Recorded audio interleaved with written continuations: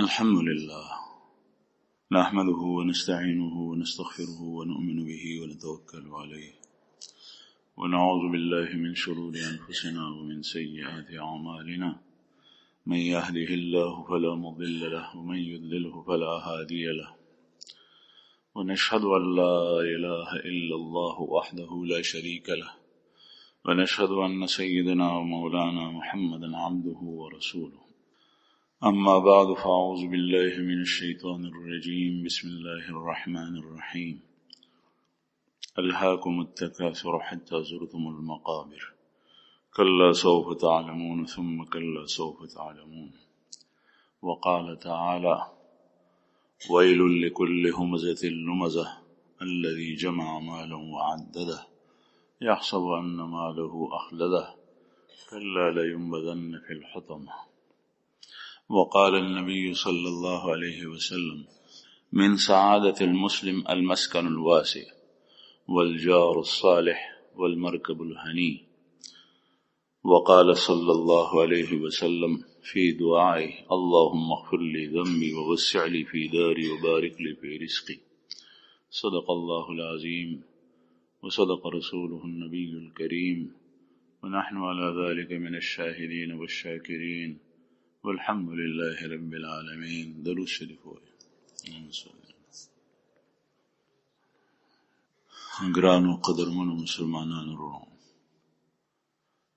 دعا غوښتل الله جل جلاله نه عبادت ده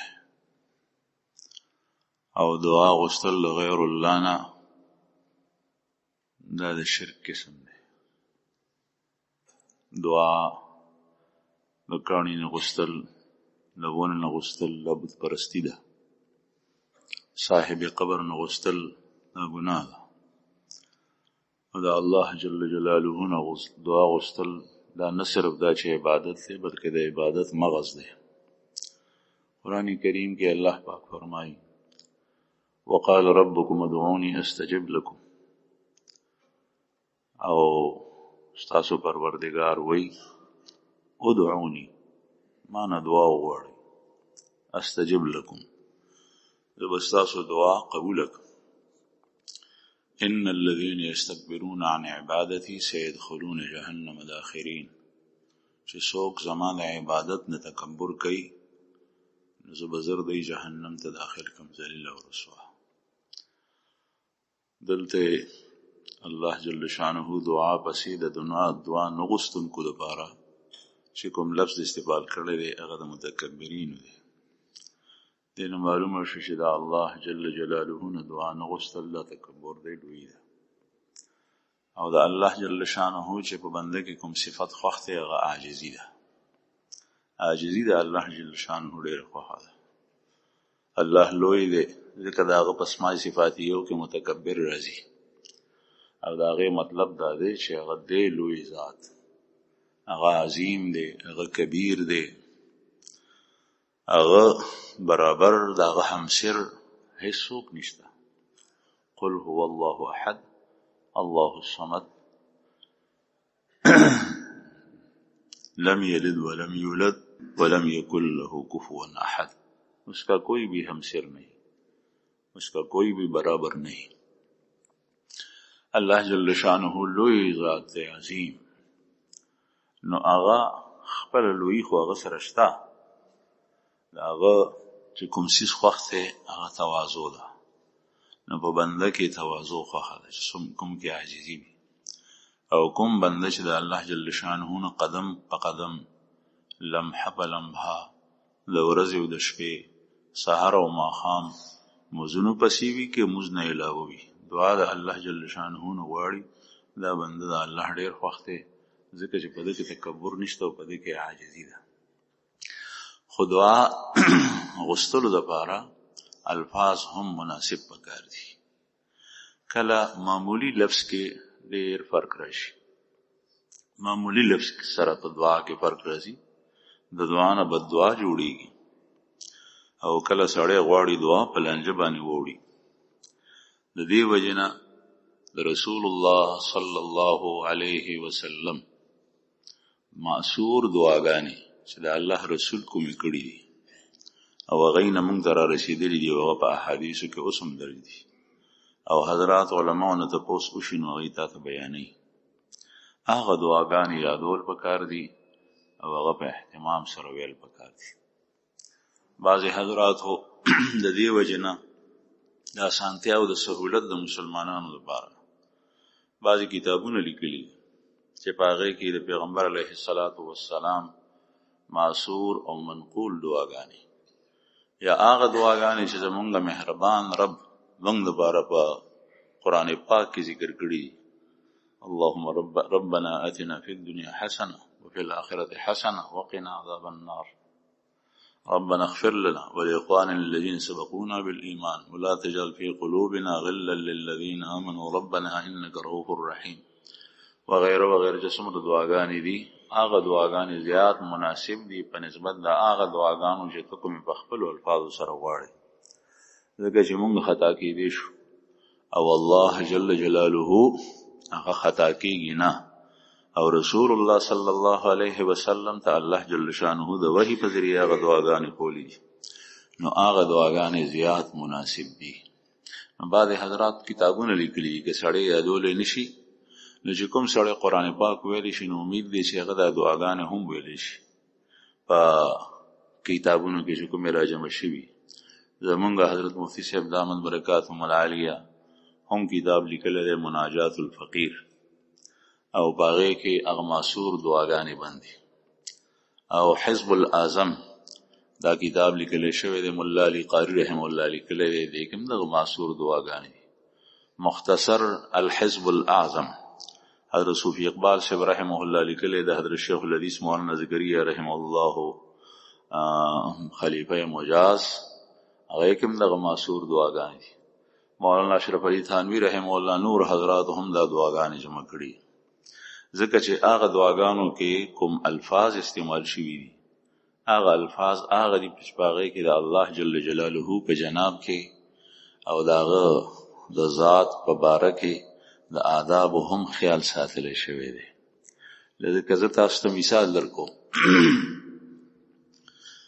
یو سړی دا دعا غواړي چې یا الله ډېر مال راکړي ډېر مال نو د ځان خپل ځان په فتنه او په مصیبت کې مبتلا کو او یو د دې په ځای چې دا دعا غواړي اللهم بارک لی فی مالی یا الله زما په مال کې ما ته برکت واچوي نو دا ښه دعا ده.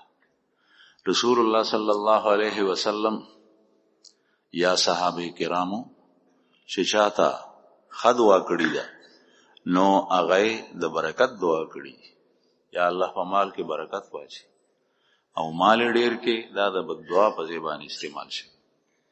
حضرت سعد بن ابي وقاص رضی الله عنه د پیغمبر علیه الصلاۃ والسلام د مور بیبي آمینه د قبیله کس دی او جلیل القدر صحابي دی او سابقون اولون کې په ابتدا کې د اسلام قبول کړی دی او رسول الله صلی الله علیه وسلم د حضرت سعد باندې ډیر فخر کولو. اول من احراق دما فی سبیل الله و اول من رما فی سبیل الله سب سے پہلا وہ شخص جس نے اللہ کے راستے میں تیر پھینکا وہ سعد ابن ابی وقاص ہے اور پہلا وہ شخص جس نے اللہ کے لیے کسی کافر کا خون بہایا وہ سعد ابن ابی وقاص ہے.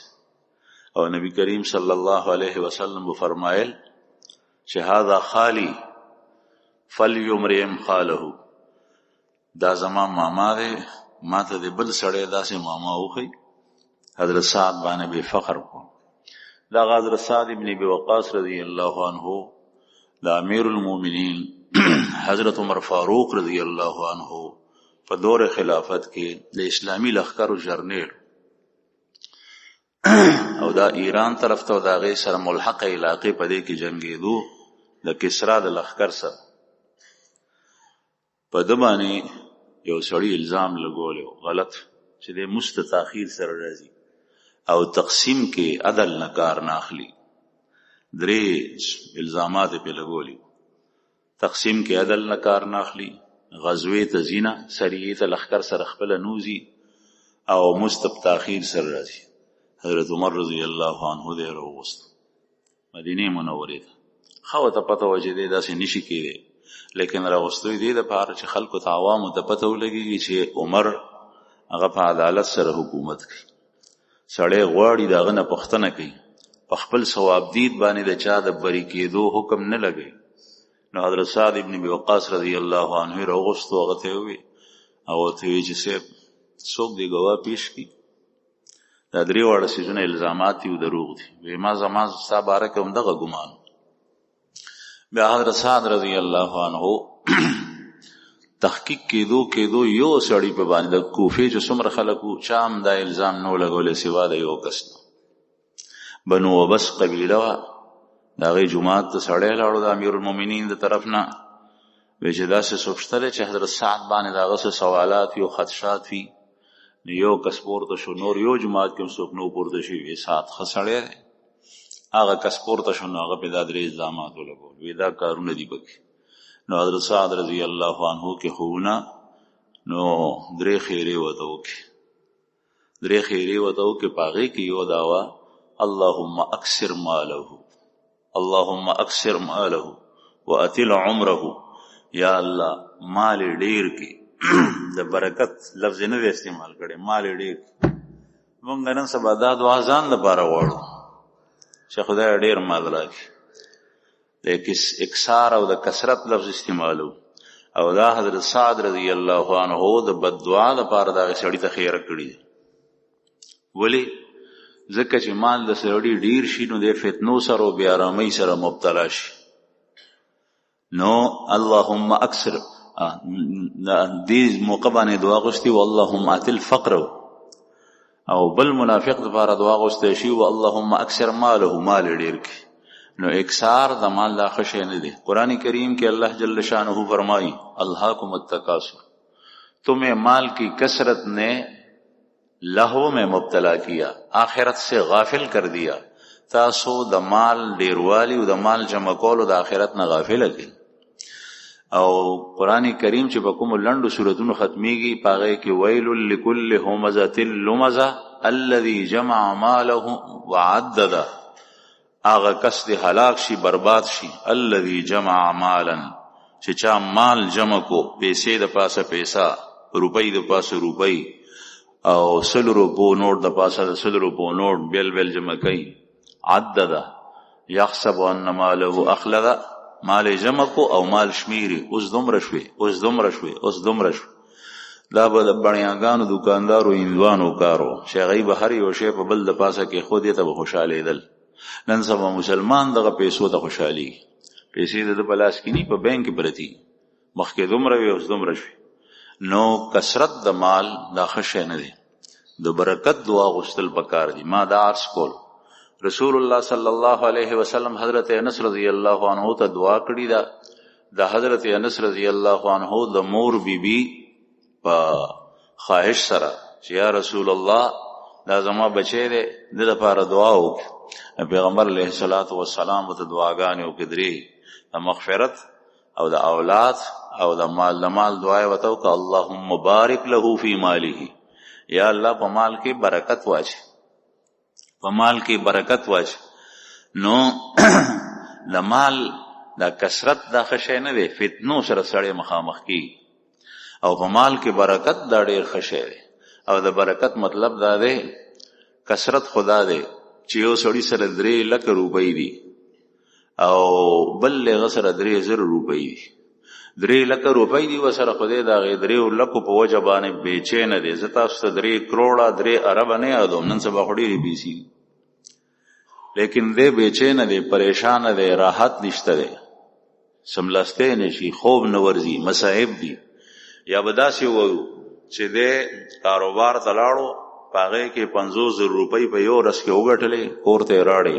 لیکن چې کور ته یې راړې، په کور کې داسې پیښې ولیدې چې هغه 50,000 روپۍ دې په یو ورځ کې لاړې. ماشوم یې بیمار دی، کوروالی بیمار ده، ټسټونه دې بوتلل. بل طرف ته چې کوم دی نو یو سړي 300 ګټلي دي، لیکن 300 په 300 ورته پاتې شوې. او هغه چې څومره ضرورتونه په هغې باندې یې لږ پوره کړل، لږ یې غوړي راړل او ځان ته یې لږ اوړه راړل، بچو کار روان شو. نو برکت دې ته ویلی کېږي چې مال اگر که کم وي خو کثیر المنافع وي، د هغې نه فایدې ډېرې حاصلېږي او ټول ته هضم کړي، په ځان یې ولګې، په اهل و عیال یې ولګې، په بچو یې ولګې، یا یې پکې لږ برخه د آخرت دپاره د الله په لار کې هم ورکړي. دا مال برکتي مال دی او مال ډېر بې برکته هغه دی چې عدد او شمیر د هغې ډېر زیات وي، لیکن هغې کې هغه منافع نه حاصلېږي. هیڅ په کار دې رانه لسته، په دې لاره لاړو، په دې لاره لاړو، په دې لاره لاړو، نستا خیټې ته لاړو، نستا د لباس په شکل کې په بدن واچولو، بدن دې په پټ کو، نه د پیزار په شکل کې تا په خپو کې سپلۍ واچولې، نه د مسکن او د کور په شکل کې تا د هغې نه فایده واخیسته، نه بل یو کار خو هغه ابس شو. یا مثلا د فخر و مباحات په لار کې لاړو، د ریس لګولو دپاره چې بل په واده باندې داسې خرچ وکړو زه به دومره خرچ وکړم، هغه پیسې دې هسې لاړې، تاسې نه هېڅ فایده وانغېسته. دا مال بې برکته مالي. نو عرض مې دا کولو زما عزتمندو چې دعا غوښتو کې ډېر احتیاط پکار دی. دا دعا غواړه یا الله ما ته زما په رزق کې برکت واچي، په دې الله پاک خوشحالي، او یا الله ډېر مال راکې. دا دعا د آدابو خلاف ده، ځکه چې ډېر مال غوښتل رسول الله صلی الله علیه وسلم ته کس رالو چې صاحب ما دپاره دعا وکړه چې مال مې ډېر شي.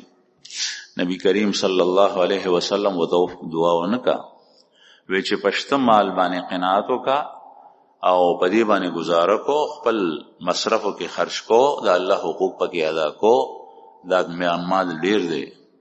واپس لاړو، بیا رالو چې ډېر مال، بیا دا واقع څو بیان شوي ده. بیا ورته په آخر کې د الله رسول دعا وکړه چې دعا وکړه مال یې داسې ډېرېدو لکه د چینجو په شان زیاتېدو، ګډې بیزې اوښان. بیا یې مدینه پرېښوه، بهر لاړو، بیا جومات ته مونځ ته نه راتلو. رسول الله صلی الله علیه وسلم افسوس کولو، تاسو وګورئ چې د مال ډېروالی خوښول د هغې نه څومره فتنې پیدا کېږي چې همدغه سړي ته د رسول الله صلی الله علیه وسلم قاصد او مصدق لاړو د صدقې د وصولیابۍ دپاره، او دته یې چې ووی نو دوی چې دا خو تاسو ما سره زیاتې کوئ، ټیکس ما نه اخلی، زما د مټو ګټلی مال دی او تاسو ما نه په ټیکسونو کې اخلی، حالانکې وصولولو یې زکات. نو ور یې نه کو. رسول الله صلی الله علیه وسلم ډېر افسوس وکړو او د هغې په باره کې آیات نازل شو. خپل قام قبیلې دا سړی ملامته کو، وی چې لاړ شه رسول الله صلی الله علیه وسلم ته مال یوسه، بدبخته مونږ یې وشرمولو. هغه را روان شو، د الله رسول ته مال وانغشت، وی چې زه یې نه اخلم. نه د ابوبکر صدیق صاحب په خپل دور خلافت کې واغشتو، نه عمر صاحب او نه عثمان صاحب، او د عثمان صاحب په دور خلافت کې د سړی مړ شو. عرض مې دا کولو چې په دعا کې ډېر اهتمام پکار دی. یو حدیث مبارک کې رسول الله صلی الله علیه وسلم فرمایي من سعادت المسلم، د انسان خوشبختی او نیکبختی دا المسکن الواسع والجار الصالح والمرکب الهنی، چې هغه ته الله جل شانه وسیع او فراخه کور ورکی، والجار الصالح او ښه ګاونډي ورکی، والمرکب الهنی او خسفرلی ورکی. دا سعادت دی د انسان په دنیا کې. یعنی بنی آدم ضرورتونه په دنیا کې ضرورت یې پیښیږي. المسکن الواسع کور بنیادی ضرورت دی. کور ځکه چې کور کې د ساړه نه، د ګرمۍ نه، د باران نه، د ګلۍ نه، د سیلۍ نه، د طوفان نه ځان پټې، او د حیا او د پردې اهتمام په کور کې وي. زنانه په حیا کې وي، په پرده کې وي، په چار دیوارۍ کې وي، بچی پکې ساتي. ته چې کار وکړې نو کور ته راشي، نو کور د سکون ځای دی. قرآن کریم کې الله جل شانه ځای په ځای د دې تذکره کړې ده چې تاسو کله ستړي ستړي راشي نو آرام په هغې کې کوئ. نو دا کور د انسان بنیادی ضرورت دی. لیکن کور په هغې کې مختلف قسمه دي. دې ته ترجیح ورکول پکار دی چې کله کور سم وي نو د کور د سموالي د وجې نه سړی د الله بندګۍ ته، د الله ذکر ته وزګاري او په هغې کې زړه لګي. بعضې خلک د دې اهتمام نه کوي. په دکان د پاسه دکان، په مارکیټ د پاسه مارکیټ، په یو تجارت د پاسه بل تجارت، لیکن د کور د کرایې په کور کې اوسي او په هغې باندې د نن سبا 2 لکه 2.5 لکه روپۍ په کرایه ورکوي د میاشتې، او د خپل کور بندوبست نه کوي. د دې په مقابله کې ستا د خټو لوټو کور ښه دی چې فراخ کور الله جل شانه درکې باغې کې وخت یې د خار د خلکو دا رواج دی. ما هغه وخت لیدلی زما عمر کم دی چې په کلي کې به خلکو خپل کور په کرایه نه ورکولو. ولې؟ شرمېدل به وی چې په کور باندې به کرایه وصولو. بل سړی چې پکې پاتې کېدو نو هغه به دغه سیاسي به وصول چې زما کور د په وجه باندې آباد دی. نن سبا رواج داسې شو، دا ناجایز نه ده، حرام نه ده، جایز ده بالکل. لیکن زه صرف او صرف دا بیانوم چې خیر او برکت او سعادت مندی په کوم سیز کې ده. خوشبختی په دې کې ده چې ستا د کرایې د کور په ځای باندې خپل کور وي او ستا وسیع کور وي، فراخ او کلاو. نن سبا رواج دا دی چې کور جوړیږي نو تنګې تنګې کمرې، نو هغه تنګې کمرې سړی خو چې مړ شي نو اسم لحد ته ځي، قبر ته لاړ شي. په دنیا کې دا کمرې دومره وړې وړې جوړې کړي دي چې هغه په مثال د لحد د قبر دي. او دا فطري شی دی چې انسان زړه فراخ ځای خوښوي، کلاو ځای. دغه وجه ده چې پخوا به خلک داسې سیل سپاټو ته د سیندونو ته او دریابونو ته او غرونو ته نه تلل. اوس ښځې او سړي د یو بل نه مخکې کېږي او سیلونو ته بهر ځي. ولې؟ ځکه چې کور یې تنګ دی. دا مونږ چې ته نه اورېدلي چې دا جوپې جوپې خلک روان دي، سیندونو ته ځي او مري ته ځي او سوات ته ځي، یو ځای ته روان دي او بل ځای ته روان دي. د هغې بنیادي وجه ده چې د ده د کور داسې دی لکه د ماچوسو د تیلو ډبۍ، نو په هغې کې وخت نه تېرېږي. دی د هغې نه ځان ایستل غواړي. او د انسان زړه چې کله تنګ وي، چې کور تنګ وي نو زړه تنګ وي، او چې زړه تنګ وي نو د ده موس ته ډډې نه لګي، د الله ذکر ته او یاد ته یې ډډې نه لګي. دی په هغې کې تنګ وي او د ده مازغه هر وخت ګرم وي، غوسه کېدل په هغې کې وي، جنګ جګړې په هغې کې وي. ځکه رسول الله صلی الله علیه وسلم فرمایي چې من سعادت المسلم الدار الواسع المسکن الواسع. د انسان د مسلمان د مؤمن سعادت مندي دا ده چې هغه ته الله جل شانه فراخ کور ورکړي. فراخ کور ورکړي. ته دې بوډاګانو د شا مور او پلار کې بوډاګان به هغې نه تپوس وکړه چې تنګه کوټه دې خوښه ده که لویه غولی دې خوښ دی؟ هغه وایي چې لویه غولی مې خوښ. ضرورتونه ټیک ته په ډېرو کمرو کې پوره کېږي. په دې کې دا د سملاستی کمره ده او دا د خوراک کمره ده او دا د دې کمره ده او دا د دې کمره ده، دا د ډراینګ روم دی او دا ایټینګ روم دی او دا سلیپینګ روم دی، دا فلانکی شی دی، دا ډنګړی شی دی. خو زړه خوشحاله په هغې کې وي چې په هغې کې غولی فراخ، د ژمي په موسم پکې نور لګي او د اوړي په موسم پکې نور ضرورتونه پوره کېږي. بهرحال رسول الله صلی الله علیه وسلم فرمایي المسکن الواسع. دویم والجار الصالح، او نیک ګاونډي. د الله رسول فرمایي دا لویه سعادت مندي او خوشحالي ده چې ګاونډي دې ښي، ګاونډي دې ښي. الجار الصالح، ګاونډي. په دې محدثینو کې یو محدث دی ابو حمزه السکري. ابو حمزه السکري هغه لقب دی، نسبت یې دی سکري. بعضې وایي چې سکري د سکر نه دی، او سکر بالتخفیف نشي ته ویلی کېږي، او سکري مطلب خدا شو چې نشې والا. لیکن دته سکري په دې وجه وي چې د خبرې دومره خوږې وي، دومره پستې وي، دومره د کار خبرې وي چې په خلکو باندې به نشه راوست، دومره خلک کون به خلکو ته ورکول. یا دا د سکر نه دی، او سکر دا خوږو ته وایي، ګوړې ته وایي. یعنې د په خبرو کې خوږوالی ډېر زیات و. دی یو ګاونډ کې پاتې کېدو. هغه ګاونډ کې د ده یو ځل پیسو ته ضرورت شو، کور یې دی، نو ده سره پیسې وې نه، سخت ضرورت یې شو. ده وی داسې به وکړم چې دا کور به خرڅ کړم او په دې کور باندې به زه هغه پیسې په کار راولم، څه به ترې هغه پیسې بیلې کړم او باقي چې کومې پاتې شي نو په هغې باندې به یو بل ځای کې کور واخلم، دې ځای نه به وځم، ځکه چې دې ځای کې ځمکه ګرانه. د چې کله دا اراده وکړه خلکو ته پته ولګېده چې دی دا کور خرڅوي، نو ټول ګاونډیان ورته رالل. ټول ګاونډیان ورته راغونډ شول، ګیر چاپېر چې څومره وو. هغوی ورته وایي چې صاحب مونږ اورېدلي چې ته کور خرڅوي. او وی خدای ته وګوره د دې ځای نه مه ځه، ستا نه مونږ ته ډېره فایده رارسي او تا سره زمونږ وخت ډېر زیات ښه تېرېږي، ځکه چې خبرې مزېدارې وي، چا به ترې مشوره غوښته، ښه مشوره به یې ورکوله، چا باندې و مصیبت او تکلیف رالو ښه تسلي به ورکوله.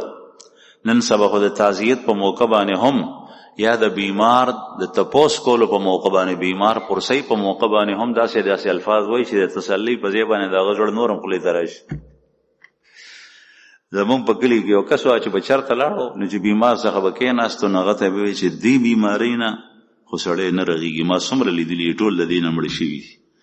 نو چې یو سړی بیمار ته ته دا ووایي چې دې بیمارۍ نه سړی رغېږي نه مړه کېږي نو هغه مرګ چې نه م راځي نو هغه مړ شي. دا د تعزیت یا د عیادت طریقه نه ده. دغسې چې چا سره د چا د هغه زوی وفات شو، د هغه پلار مړ شو، د هغه مور مړه شوه، د هغه ښځه مړه شوه، د هغه رور مړ شو او تا هغه سره تعزیت کې په هغه کې غیر مناسب الفاظ ووایې نو ستا د هغې تلو نه نه تلل ښه دي. نو ابو حمزة السکري د هغه خبرې د هغه د خلکو سره ګاونډ ډېر زیات خو نو خلکو ورته وایي چې خدای ته وګوره دلته نه مه ځه، څومره د ورته زما پیسو ته ضرورت دی وایي چې ستا څومره پیسې پکار یې مونږ ټولې درکوو خو دې ځای نه مه ځه. دا څه شی و؟ ښه ګاونډ. رسول الله صلی الله علیه وسلم فرمایي چې دویم شی د انسان سعادت مندي الجار الصالح، هغه ګاونډي چې هغه ښه ګاونډي وي.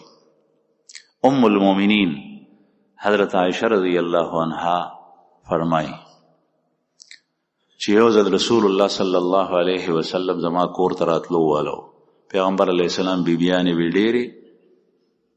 الله جل جلاله حکم دی قرآن پاک کې صفا د الله رسول ته اجازت یو مسلمان په یو وخت کې 4 ښځې په نکاح کولی شي، 1 2 3 4 نه زیاتې نه.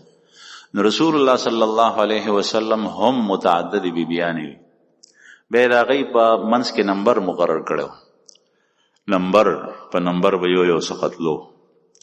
هغه نمبر په امتی باندې واجب دی ښه چې د چا 2 ښځې دي یا 3 یا 4 چې نو دی به نمبر مقرروي.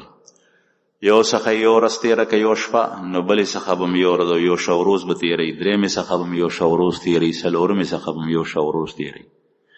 یو سره لږ وخت دپاره لاړ شي ګنټه نیمه ګنټه او بلې سره چې کوم دی نو ثابت شپه وروز تېر کړي، یا یوې سره یو شپه تېره کړي او بلې سره 3 شپې تېروي. دا د عدل خلاف ده. الله جل شأنه به په ورځ د قیامت تپوس کوي. دغسې په خرچه کې خرچې نه مراد جوړه جامه خوراک سکاپ ته ده. دغسې په مسکن کې رهایش کې چې څومره کمرې دې ته ورکړي دومره د هغې ته ورکړي. که دې وایي چې زما خو دومره وس نشته نو د دې کمرې په ځای باندې ورته د خټو کمرې جوړې که برابرې که دا وس دې نشته نو سفر ورته واچو د بر نه لیو که خو چې برابر وي او که نی نو بیا کې ولې دومره چې ته د هغې وس نه لرې بیا یو باندې ګزاره وکړه. ځکه الله جل شانه فرمایي فَإِن لَمْ تَعْدِلُوا فَوَاحِدَةً، اگر تم عدل نہیں کر سکتے یعنی دونوں کو الگ الگ مکان نہیں دے سکتے، خرچہ نہیں دے سکتے تو پھر فواحدۃ ایک پر اکتفا کرو، بیا یو کوا بیا 2 تا سرمک. بہرحال رسول الله صلی الله علیه وسلم باندې دغه نمبر د بیبیانو واجب و کنه. په دې کې د علماو 2 قول دي. قول راجح دا دی چې د الله رسول ته دا حکم نو چې ته هم برابرې کې، لیکن سره د دې رسول الله صلی الله علیه وسلم د ابتدا نه تر مرګه پورې تر وفات پورې ټولو سره برابرې کړې. نو ام المؤمنین حضرت عایشه رضی الله عنها فرمایي چې زما کور ته پیغمبر علیه السلام را روان نو دا ډېره زیاته خوشحاله وه. د الله د رسول سره د هر یو بیبي مینه وه او د رسول الله صلی الله علیه وسلم بیبیانو سره وه او د ام المؤمنین سره د رسول الله صلی الله علیه وسلم مینه وه. عایشه بیبي او د عایشې بیبي د الله د رسول سره ډېره مینه وه. احادیث چې چا ویلی دي حضرات علما طلبا هغوی ته پته ده چې ځای په ځای هغه د ناز الفاظ هم د رسول الله صلی الله علیه وسلم په مخ کې د دې راځي، لیکن دا ټول او څه چې وو دا د رسول الله صلی الله علیه وسلم محبت کې او د الله رسول سره محبت کول دا د ایمان نښه ده. لا یؤمن احدکم حتی اکون احب الیه من والده وولده والناس اجمعین. یو د زوجیت په سطح باندې محبت بیل شی دی، یو د الله د رسول سره محبت دا بیا جدا شی دی. دا د ایمان تقاضا ده، بلکې ایمان ناقص دی، بلکې ایمان وینه کله کله چې دا محبت نی. نو ام المؤمنین ډیر زیات محبت هو. نو چې کله رسول الله صلی الله علیه وسلم را روانو نو دا وایي چې ما کره لږې اوربشې پرتې وي، اوربشې را کره پرتې وي. هغه اوربشې ما په میچن باندې اوړه کړې او بیا مې د هغې نه پس د هغې نه بوسکي ټول کړل او بیا مې هغه واخل اوړه او د خلو نه پس مې د هغې نه روټۍ جوړه کړه او روټۍ مې پخه کړه چې رسول الله صلی الله علیه وسلم راځي نو زه به ورته دا روټۍ وړاندې کړم. دا تاسو به سوچ کوئ چې د اوربشو روټۍ خواري او کور کې دا څه ناویاته شی و. د یاد ساتئ چې تاسو باندې د الله پاک وړیا فضل دی. د الله شکر ادا کوئ، د الله شکر ادا کوئ، د الله شکر په کثرت سره ادا کوئ. د شکر ماده مونږ نه وتی ده، ختمه شوې ده. بس چې معمولی غونې په تنخواه کې فرق رالو، په ګټه کې کم رالو، مایوس شي. په شته نعمتونو باندې د الله شکر نه ادا کوي. پخوا به د خلکو په بدن باندې په کپړو کې سو پیوندونه او ټوکي لګېدلي وو، اوس تاسو په کپړو کې څو ټوکي لګېدلي. پخوا به چمیار باندې سپلای ګنډلې، مونږ خپله ګنډلې. په یو کیړۍ کې په یو سپلای کې به درې ټوټې لګېدلې وي، چڼیا کې به لګېدلې وي یا به په بل ځای کې لګېدلې وي. د چا په سپلای کې ټوټه لګېدلې ده. دغسې په هر یو څیز کې د الله جل شانه نعمتونه پریوانه. روټۍ به په شکور کې نه وه، لسۍ سره چټنۍ سره به روټۍ خوړلی کېده، کټوۍ به نه وه که روټۍ به وه. موږ ماشومانو زموږ یادو سړه روټۍ به پرته وه په ورونۍ، بیا هماغه روټۍ راواخېستې چې ماشومان منهر شول نو د غوړو د بیانو د ډالډو غوړو ګډوکۍ و د هغې نه به مو غوړي راواخېستل، هغه مو په روټۍ ومږل، هغه مو پټ چې چېرته مو مور ونه ویني، په هغې باندې مو شکره واچوله ګوړه او هغې نه مو چک والو. اوس څو غوړي خوړی شي؟ دا ولې؟ ځکه چې انسان به وږي او څه به ونه. بیا د رسول الله صلی الله علیه وسلم زمانه چې ته یاده کړې نو بیا به تا ته د دې روټۍ اهمیت ولګي. حالانکه اوس دې ناسته ته پینډه کې که څوک داسې وکړي چې د اوربشو روټۍ پخه کړي، خو د اوربشو هغه اوړه نه چې کوم بازار کې خرڅېږي، دا جدا دي. هغه اوربشې چې په پټي کې کېږي او په میچن باندې ته اوړه کې د هغې روټۍ تکه شنه وي، داسې تورې چې غویم په مشکل سره چې نن سبا وخوري هغه روټۍ. لیکن د هغې مقدر و ډېر. ولې؟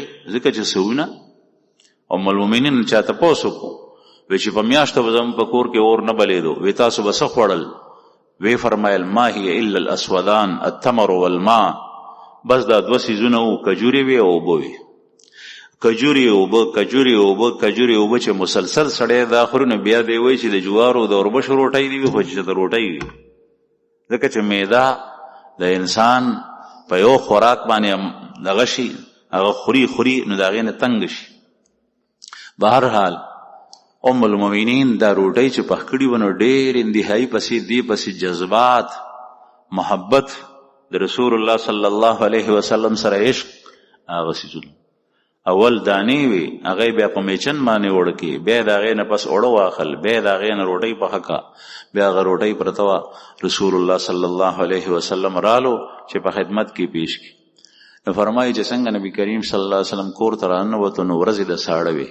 مدینه منوره کې د ساړه په موسم ډېرې ښه، د شام د طرف نه یخې هواګانې لګي، او بیا نن سبا په مقابله کې پخوا دا یخ ډیر زیات و، ځکه چې اوس د بخارات د سورلیو سره ډیر شول نو هغسې یخ نی. هغه زمانه کې به یخ ډیر و، یخې هواګانې د مدینه ډیرې مشهورې وي. نبی کریم صلی الله علیه وسلم چې وایي څنګه رادن نشو، نو ام المؤمنین وایي چې زه دې خبرې ته سمه نشم چې ما هغه روټۍ راغشتې وې، بلکې د الله رسول وفرمایل چې عایشې ما ته خو زه ګرم شی وګوره چې زه په هغې کې ځان ګرم کم، ساړه مې کېږي، آرام کوم. نو رسول الله صلی الله علیه وسلم ته مې زر بستره سمه کړه، هغې باندې مبارک پرېوتو او آرام یې کول. په دې کې بیزه راله نو هغه روټۍ هغې بیزې په خوله کې واغېسته او لاړه بار وته. نو ما ورپسې پاسېدم او هغې ته مې چې څه بیزې ته اواز کېږي نو هغه اواز مې ورکوله چې دا د روټۍ پرېږدي، خو اواز مې ځکه نه شو ورکولی چې ما رسول الله صلی الله علیه وسلم بې ارامه نه شي، ځکه چې هغې ملاستي د ښې هوښیارې زنانه د هغې نښه دا ده چې هغه د خاوند په اطاعت کې د هغه د آرام او د راحت خیال ساتي. په کوم څیز باندې هغه ته آرام رسي. ام المؤمنین ډېره زیاته فقیه او هوښیاره. نو هغې وایي چې دغه وخت کې زه د بیزې ته چغه وهم، رسول الله صلی الله علیه وسلم خو حساس طبیعت دی، د خوب نه وباسي، آرام کې به خلل راشي. نو بیزه بار ووته او ما چغه ورپسې ونه وهله. په دې کې رسول الله صلی الله علیه وسلم پاڅېدو چې څنګه د الله رسول پاڅېدو، ما دروازې ته منډه کړه، ګوره که بیزه خوا دې خوا هغه روټۍ باندې لګیا چې څه وخت یې رابیا لګم. نو ما ته رسول الله صلی الله علیه وسلم وایي چې عایشه ولې څه چل دی؟ ما ورته ویل چې یا رسول الله دغسې کار وشو. ټوله کیسه مې ورته بیان کړه چې لږ وربه شوې، تاسو ته ما هغه وړکې روټۍ مې پخه کړه، بیا بیزه راله د ګاونډیانو، هغې هغه یې وړه. ما ته نبي کریم صلی الله علیه وسلم وفرمایل که وګوره که څه پاتې وي بیزې سره نو هغه ته نه راړه، او خو ګورې ګاونډیانو ته یې بد رد ونه وې او چا ته ګیله او شکایت ونه کړي. او که ټول یې خوړل نو پرېږده یې خوړلي وي، هېڅ خبره نه ده. دومره په خوارۍ چې دا روټۍ جوړه شي، دا زمونږ د پاره داسې وه چې چا ته ته ګډ حلال کړې او هغه ثابت ګډ څوک یوسي. او بیا چې کوم د الله رسول فرمایل ځکه چې د ګاونډي سره تعلق ښه تعلق ساتل دا لوی سعادت مندي ده، دا شی بیا نه میلاویږي او روټۍ به بیا هم میلاو شي خو چې ګاونډي د نه خفه نه شي. عرض مې دا کولو چې نبی کریم صلی الله علیه وسلم فرمایي الجار الصالح، دا د یو مسلمان نیکبختي او سعادت مندي ده چې د هغه ګاونډي هغه نیک وي، صالح وي. امام ابو حنیفه رحمه الله زمونږ امام صاحب، هغه د کور په خوا کې یو ګاونډي پاتې کېدو، هغه یهودي و، کافر و، ذمي و. ذمه هغه ته وایي چې هغه اسلامی حکومت ته په دارالاسلام کې پاتې کېږي، کافر او اسلامی حکومت ته د خپل پاتې کېدو جزیه ورکوي، چې نن سبا هغې ته نفس استعمالیږي ټیکس، خو په شریعت کې هغې ته جزیه وایي. د هغې خپل مخصوص مقدار دی چې هغه کافر پې تنګېږي نه، دا د هغه د حفاظت دپاره وصولي.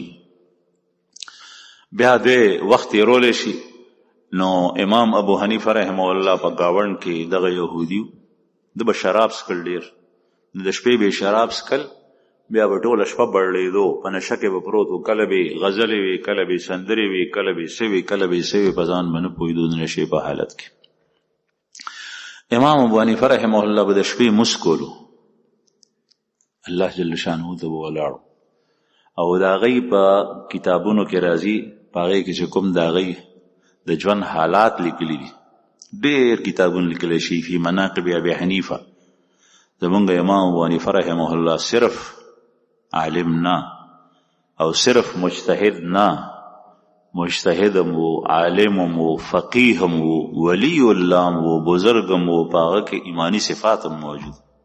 تاسو اندازه ولګوئ چې او د شپې د ماسخوتن د مونځ نه ډېر وخته پورې، کلونو پورې بعضې حضراتو لیکلي دي، اوس هم شته، او دا کتابونه صرف احنافو نه، دا شوافیو لیکلي، حنابلو لیکلي دي، موالیکو لیکلي دي،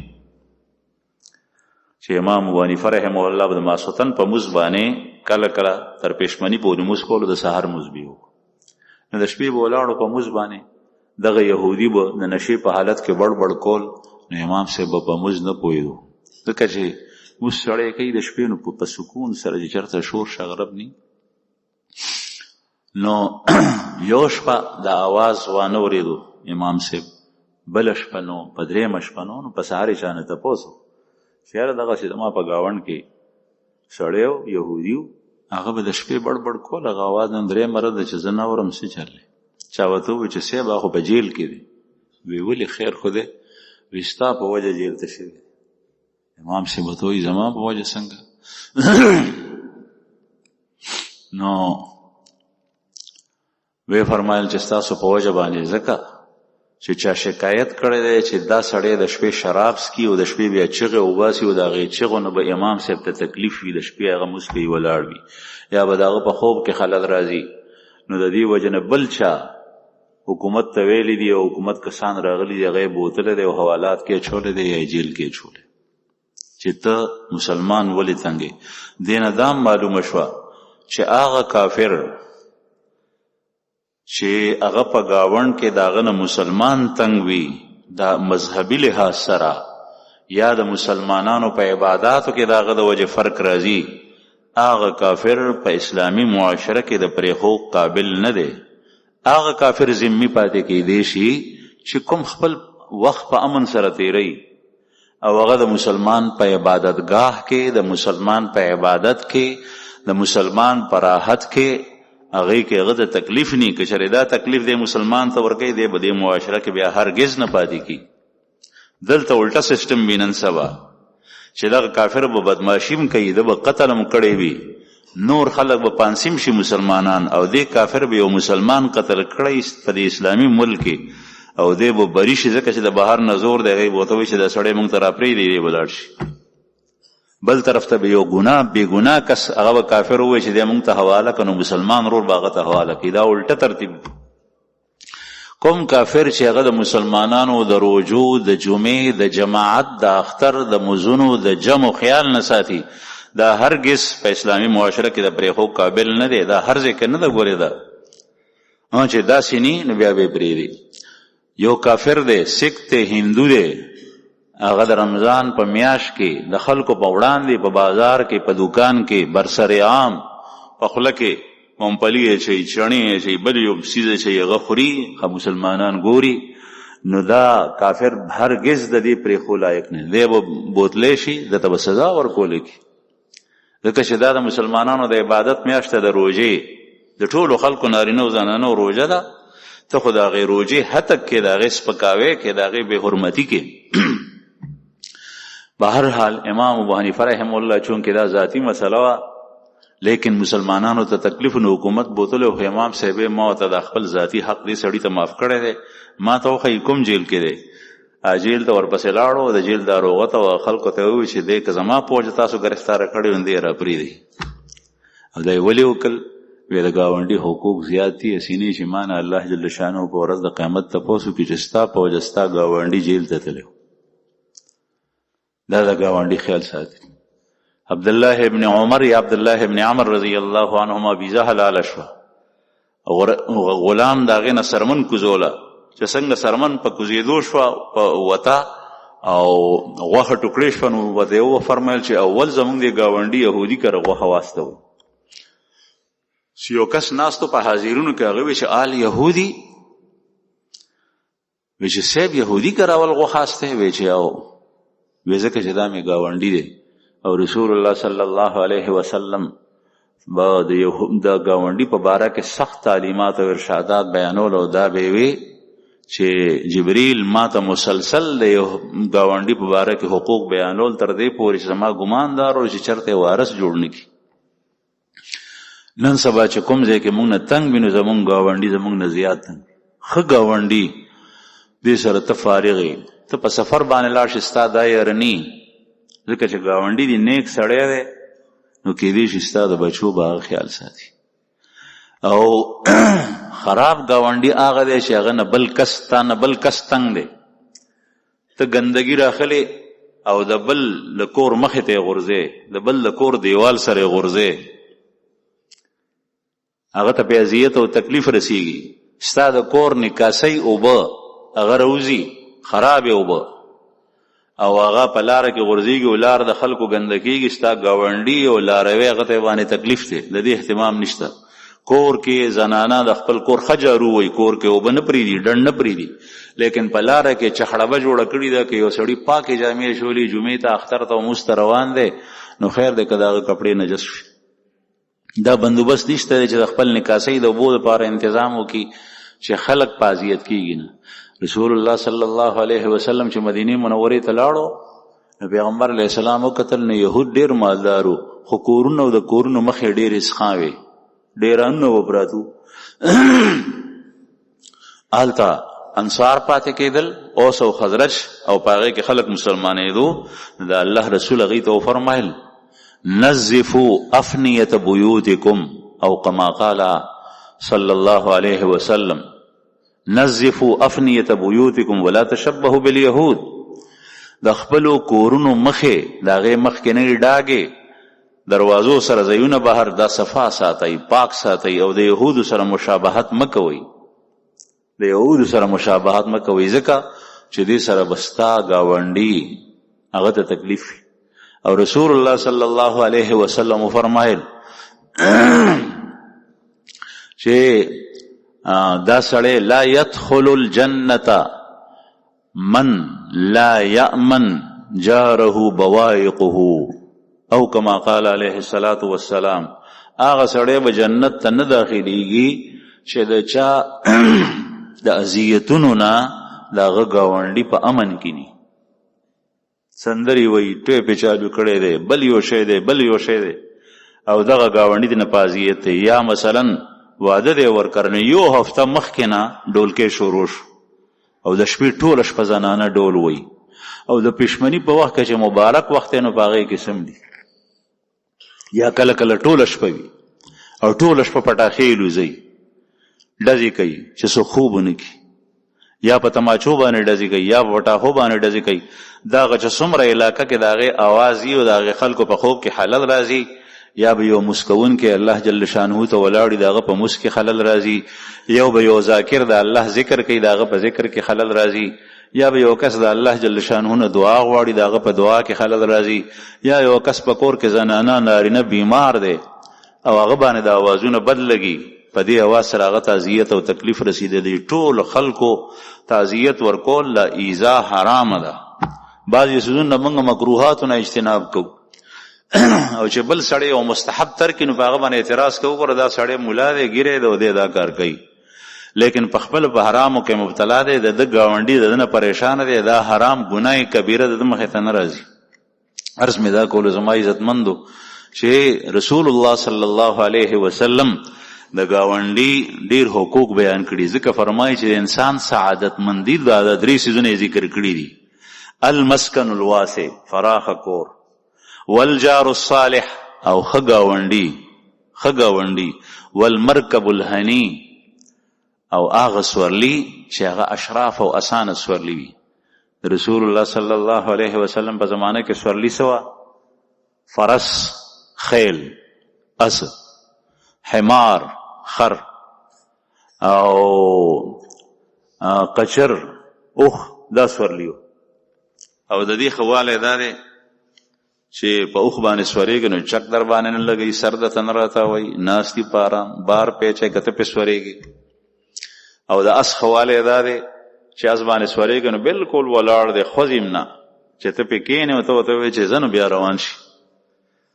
او خراب اس دا دی چې ته پې سورېږي نو هغه ټوپونه وایي، لتې وایي، تا سورېدو ته نه پرېږدي. یو صحابي دی، د هغه اس دغسې و ښه نو په سورېدو نو صحابه ملګرو ورته ونیو، دی پې سور شو. چې سور شو نو چابک ته پرېوتو، نو چابک پسې بیا کوز شو. نو هغوی ورته وایي چې صاحب تا به موږ ته ویلو چابک مو بدل کړی وی، نه د الله رسول له سوال نه منع فرمایلي. وی زه ځکه تاسو نه چابک نه غواړم، دا سوال دی، سوال. موږ نن سبا په یو ځای کې ناست یو، هلک اوبه راوړه، دا فلانکې شی راکړه، دا قلم راکړه، دا کتاب راکړه، دا شی راواله، دا شی راواله. په خپله باندې حرکت نه کوي، دا ټول سوال کې راځي.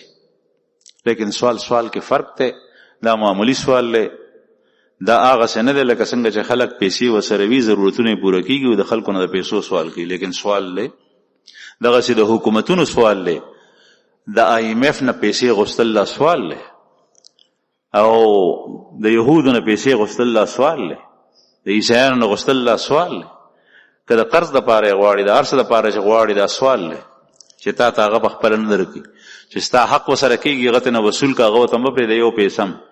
لیکن د یو کافر په مخ کې لاس اوږدول دا سوال کې راځي. نو بهرحال نبی کریم صلی الله علیه وسلم فرمایي چې سورلی هغه آسانه وي. یا خر دی په هغه باندې سورېږي نو په آرام ولاړ دی، لیکن د هغه بدوالی دا دی چې ته پې سورېږي غلطي وایي، ټوپونه وایي، نو تا سورېدو ته نه پرېږدي. نو رسول الله صلی الله علیه وسلم فرمایل او هغه زمانه کې به د جهاد دپاره اس، خر، قچر دا پکارېدو. نو مثلا د دشمن سره جنګېدل دي او دلته ستا اس دی او خر دې شته، لیکن هغه تا سورېدو ته نه پرېږدي، نو ګنټې په هغې کې ولګي. یا که چېرته دشمن په دې حالت کې ولیدي نو کیدای شي هغه در باندې غشی برابر کړي او ته د دشمن په تا باندې بر شي. نو دا د هغې سورلۍ خرابوالی دی، نقصان دی، دا غي بدواله دي چې دا غي د وجه نه تا د نقصان ضرور رسي. ځکه نبی کریم صلی الله علیه وسلم فرمایي المرکب الهنی آسان سولی اشراف سولی دا نن سبا سولی هغه موټر سایکل او موټر دا سيزونه دي، دا سيزونه سولی د پاره دا استعمالي.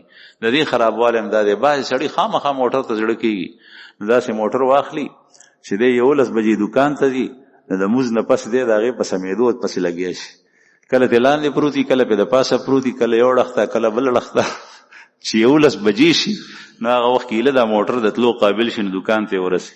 به چې دکان ناراضي چې مازیګر دکان بند کړي تر ماسوتانه پورې دغه پټی کولو کې لګي نو لکه دې سورلې نه فایده څه د دې نه خو چې پیاده کور تکلې نو ضرب رسیدلې. دا د حدیث خلاف ده. دا چې سورلې څه د بارا خلی دا خو ورکشاپ کې ودرو که سورلې غشتو وستي وي نو هغه سورلې واخله چې کومه تا ته سہولت درکړي. ته جنازې ته ځې، ته د بیمار ته پوسټ ته ځې، ته بچو سره ځان رسې، ته په میل ته تلل غواړې، ته ملازمت ته دفتر ته تلل غواړې، داسې شی واخله چې هغه زر خرابېږي نه چې تا ورسوي فور. داسې نه چې په هغې کې ته لګیا یو ټول ځان دې په هغې کې ورکړی. نو به هر حال رسول الله صلی الله علیه وسلم فرمایي چې دا د انسان خوش قسمتی ده چې الله جل شانه ده ته واسي کور ورکی فراخ او ښه ګاونډي دي. ښه ګاونډي کې یاد ساتئ ښه رونه، خویندې، ښه عزیزان، رشتہ داران، دا ډېر لوی نعمت دی د الله پاک. د خپلو رشتہ دارانو سره د هغوی سره تعلق ښه ساتئ. دې ته صله رحمي وایي. رسول الله صلی الله علیه وسلم چې کله الله پاک پیغمبر جوړ کو مبعوث شو نو د هغوی بنیادي خبرو کې یو خبره دا وه چې سیل الارحام رشتوں کو پالا کرو. رشتے پالی دی یو بل سره، ستا رور دی، ستا تر دی، ستا ماما دی، د تر زوی دی، د ماما زوی دی، ترور دی، د ترور زوی دی، د هغوی سره ښه تعلق ساته. مور پلار خو مور پلار دی، د عامو رشتہ دارانو سره د هغوی سره تعلق ښه ساته. نو چې کله د دې خلکو سره ستا تعلق وي ته به فقیر وي لیکن ته به وخت ستا د بادشاهانو تېرېږي، ځکه چې خوشحالي دا خوشحالي دا پیسو ته نه ویلی کېږي بلکې دا د زړه سکون او قرار ته ویلی کېږي. بعضې ځای ته سړی راشي خوشحاله شي. دلته ډېر رونه راځي چې څوک راشي داسې په سوونو نه تعداد زیاتېږي چې مونږ ته چا ویلی چې مونږ دارالایمان ته راشو نو پر سکون یو. نو ځای داسې دی چې زړه به کې خوشحال. بعضې خلکو سره چې کښېني هغوی سره زړه خوشحالي او بعضې خلکو سره چې کښېن نو هغوی سره زړه خفه په زړه کې انقباض راځي. هغه خلکو سره کښېنه چې هغوی سره ستا زړه خوشحالي. دې ته ویلی کېږي اطمینان قلب. الا بذکر الله تطمئن القلوب. د الله ذکر سره زړونو ته اطمینان رسیږي، زړه ته سکون رسیږي، چین رسیږي. او چې ذاکرینو سره کښېنو نو د هغوی زړونو ته چین او سکون رسیږي. بهرحال بل نبی کریم صلی الله علیه وسلم چې به اودس کولو نو بیا به دا دعا غوسته: اللهم اغفر لی ذنبی ووسع لی فی داری وبارک لی فی رزقی. یا الله زما ګناه معاف کړي. دا د آخرت سره تعلق لري چې ګناه معاف شي نو سړی د الله د قهر نه بچ شي، د جهنم نه بچ شي، د قبر د سختیو نه بچ شي، د مرګ د سختیو نه بچ شي، د حشر د لوی ورځې د ذلت او رسوایی نه بچ شي، د الله د عذاب نه بچ شي، د اور نه بچ شي. اللهم اغفر لی ذنبی ووسع لی فی داری. او یا الله په کور کې مو وسعت پیدا کړي. د الله رسول الله سوال ځان لپاره هم کړی، وسیع کور راکې فراخ. وبارک لی فی رزقی. او په رزق کې ما ته برکت واچي. برکت په رزق کې برکت شنو د هغې مطلب مخکې ذکر. نبی کریم صلی الله علیه وسلم به دا دعا د اودس په دوران کې غوسته. ما عرض وکړو چې اوس مونږ دعاګانې هم نه غواړو. چاردام چې کله کوئ او چاردام ته کښېنې نو د اودس نه مخکې دا دعا ووایه: بسم الله الحمدلله، بسم الله الحمدلله. حدیث مبارک کې ذکر راځي. او ما تاسو ته عرض وکړو چې معصور دعا ویل زیات فضیلت دی، ځکه چې په هغې کې د هر یو څیز خیال ساتلی شوی، په هغې کې ډېر احتیاط دی. بسم الله الحمدلله، د الله په نوم شروع کوم. الحمدلله ټول تعریف الله لره دی. دا څومره لوی نعمت دی اودس چې بغیر اودسه ته مونځ نشي کولی، بغیر اودسه ته قرآن پاک ته لاس نشي وړی، بغیر اودسه طواف کې خلل راځي، بغیر اودسه ډېر کارونه نه کېږي، لیکن چې کله اودس وکړې دا ټول کارونه تا دپاره څه شي روا شي. هغه مونځ چې په هغې سره د خدای قرب حاصلېږي هغه د اودس په وجه ته کولی شي. ځکه چې مونځ دې دروازه خلاصه شي، د دې کنجي د وضو د طهارت ته پاکي ده، نو په دې باندې الحمدلله ویل پکار دی. لوی نعمت ته عظیم. غسل د جنابت، یو سړی چې جنبي شي نو دی په خوله باندې د قرآن پاک یو آیت نشي ویلی، ښه انا اعطیناک الکوثر دا نشي ویلی جنابت په حالت کې. د الله جل شانه د کلام د ویلو پابندي پته ولګېده چې څو پورې ته په جنابت کې نو اوس قرآن پاک نشي ویلی، مز نشي کولی، قرآن پاک نشي ویلی، حج عمره دا نشي کولی، جنابت په طواف نشي کولی. نو دا پابندي چې لرې کوي نو دا د غسل په ذریعې سره یو لوټه دوه لوټې اوبه په ځان باندې واړو چې غسل دې وځي، بس اوس د هر څه روا شو. د څومره لوی نعمت دی. نو بسم الله الحمدلله د اودس په ابتدا کې رسول الله صلی الله علیه وسلم په تعلیماتو کې او د اودس په منځ کې بیا د نیکانو خلکو نه مختلفې دعاګانې منقول دي. که یو سړی د دعا په ارادې سره وایي نو ویلی شي، لیکن د مسنون په نیت سره نشي ویلی.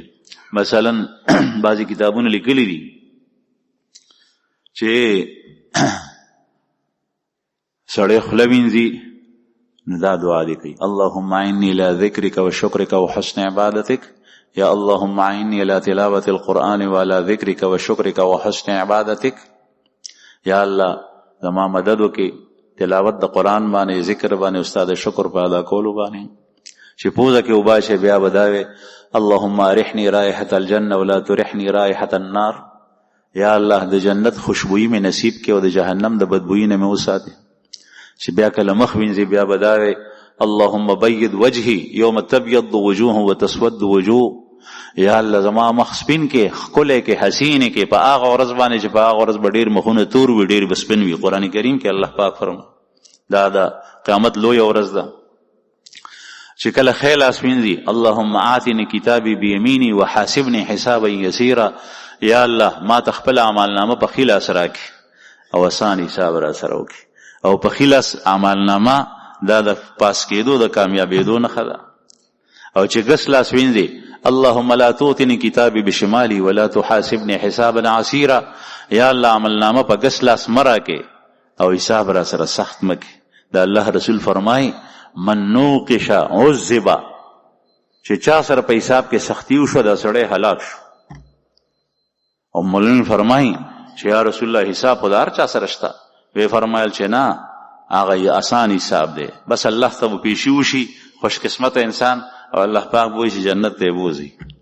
هر یو کس وړاندې کی الله جل شانه زمونږ نصیب کی چې خدای پاک زمونه ته پوسونه کی زمون په یو باندې الله پرده واچي کني نو ډیره زیاته ګرانه او یو حساب هغه مشکل دی. نو بهر حال ګس لاس چې ویني بیا بداوي چې سر مسکه اللهم ذلني تحت ظل عرشك يوم لا ظل الا ظل عرشك. یا الله پاغه لوی ورځ مې د عرش د سوري د لاندې سورې نصیب کی چې پاغه ورځ باندې به بل سورې ني. هغه ډیره سخته ورځ ده، په خولو کې بهر یو سړی ډوبي. د سر مسه په وخت کې ده چې غوګونو مسح کې اللهم اجعلني من الذين يستمعون القول فيتبعون احسنه. یا الله هغه خلکو کې مې وګرځې چې هغه خبره ووري نو دا هغې اتباع وکړي، په هغې باندې فوراً عمل کوي. قرآن پاک آیت د رسول الله صلی الله علیه وسلم حدیث واعظ نصیحت کوونکی مقرر بیان کوونکی ښه خبره وکړه هغه ځان سره وټکه فوراً په هغې باندې عمل وکړو. صحابو دا خصلت نو دا دعا چې سټ باندې مسح کوي نو اللهم اعتق رقبتي عن النار. یا الله زما دا سټ د جهنم نه خلاص کړي، سټ مې آزاد کړي. چې خپه وینځي اللهم ثبت قدمي على الصراط يوم تزل فيه الاقدام. یا الله زما دواړه قدمونه په ورځ د قیامت په پل صراط باندې مضبوط کړي او ټینګ مې کړي چې په دغه ورځ باندې به ډېرې خپې خویږي. الله پاک دې موږ د ذلت او ښویېدو نه وساتي. او چې کله ګس خپه وینځي نو بیا به دا وی اللهم اجعل لي ذنبا مغفورا وسعيا مشکورا وتجارة لن تبور. یا الله زما ګناه معاف کړي او زما سعی چې څه عمل ما کړی دی هغه قبول کړي او داسې تجارت مې نصیب کړي چې هغه نه ختمېدونکي، یعنې زما نیکۍ سیوا کېږي. دا دعاګانې د بعضې بزرګانو د منقول دي، په بعضې کتابونو کې لیکلي دي، لیکن د رسول الله صلی الله علیه وسلم نه دي منقول. البته دعا دا معنی ټیک ده او د اودس نه علاوه بعضې احادیثو کې هم دا راغلي، لیکن د اودس په موقع د دې اندامونو د وینځو په وخت کې د نبي کریم صلی الله علیه وسلم نه دي ثابتې. نو که یو سړی په دې اراده ووایي چې سنت نه دي لیکن دعا ده زه غواړم نو غوستی شي او ظاهره ده چې دعا د الله جل شانه نه غواړي درکوي.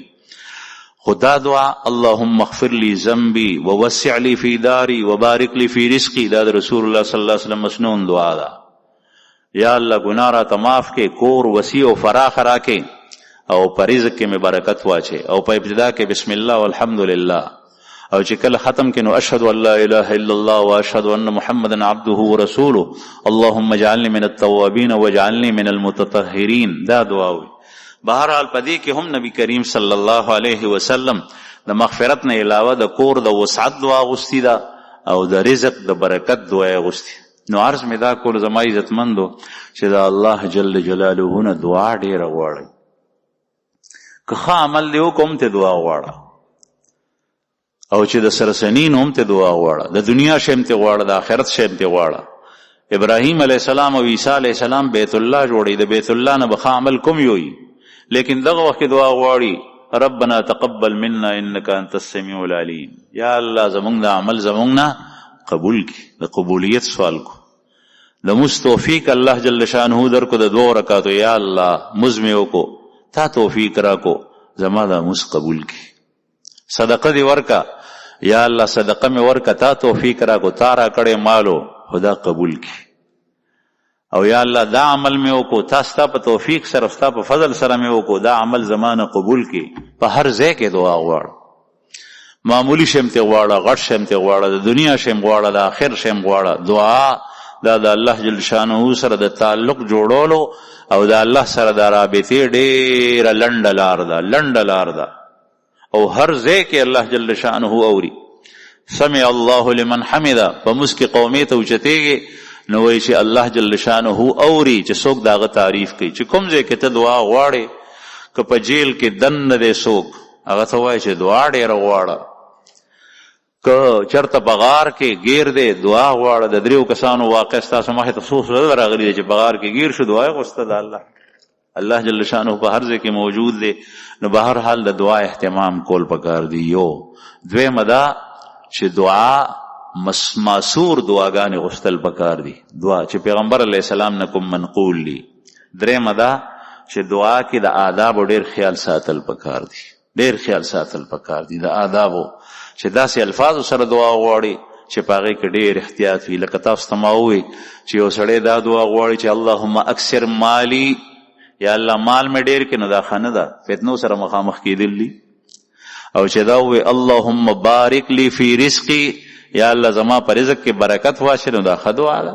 او برکت دا دی چې کمال د سره کله کله ډېر نه وي، ستا پریشانۍ بني، ضرورتونه به الله جل شانه پوره کوي. واخر دعوانا الحمدلله.